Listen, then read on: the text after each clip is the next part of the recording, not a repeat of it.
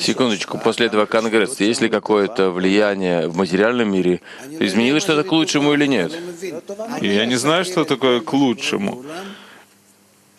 Я понимаю, что все происходящее в мире необходимое для того, чтобы продвигать нас. Теперь, делаем ли мы хорошие вещи и сразу же видим результаты? Не обязательно, нет. Почему это должно произойти сразу? Почему? Это как Рабаш приводил пример, как кормить гуся. Ты ему всовываешь прямо, да, в горло, да, вот так вот, накачиваешь его, вот так вот, палкой прямо вталкиваешь, чтобы это вошло внутрь, да? И ты сразу же хочешь увидеть, насколько он прибавил в весе. Ага, ты дал ему еще поесть, ну еще где. Посмотри, пройдет несколько месяцев, и ты увидишь это. Эта система настолько большая и сложная, а ты хочешь сразу же сам увидеть результаты. Откуда ты знаешь, если ты коснулся одной вещи, где ты найдешь результат какой-то другой вещи положительный?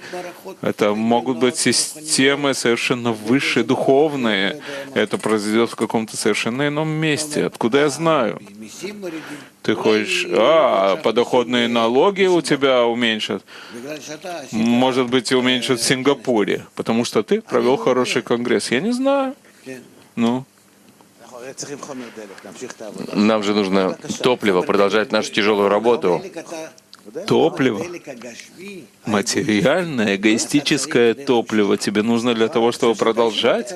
Я прошу прощения. Не а как же можете продолжить заниматься духовным? Вы сказали как-то, если нету муки, то нету Торы. Я понимаю только это, что ради отдачи. Если они дадут мне материальное увидеть, насколько я выигрываю, я смогу проделать действия по отдаче, это будет мешать мне. Это будет мешать мне еще больше. Не запрещено видеть награду в этом. Награда за заповедь — это в будущем мире. Запрещено тебе видеть в этом. Представь себе, я сейчас провел конгресс, после конгресса сняли налоги, а в следующий раз, когда ты будешь проводить конгресс, не об этом ты будешь думать. Ребята, на следующей неделе мы проведем еще один конгресс. Да? Раскрыли хорошее средство для хорошей жизни, а? Нет. Это удар